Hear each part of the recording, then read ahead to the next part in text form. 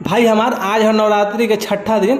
आज माता कात्यायनी के पूजा कइल जाला, जेकरा के पूजला से पुत्र प्राप्ति के योग बनेला और साहस के प्राप्ति होला। और हमारा गांव के जौन काली माँ बाड़ी उनका के रूप देखी कितना अच्छा लागता। और हम जगह चल के देखनी आसन तो पूरा चारों की ओर कचरा रहला, तो हम सब मिल के सोचनी आसन साफ करे के और साफ करे लगनी आसन। साफ करते हुए पाइप जौन रहला पाइप घिंचाइला और एगो गाना जौन हमनी के रहला वो गाना थोड़ा सा हम गुनगुनाए लगनी सुनी सके।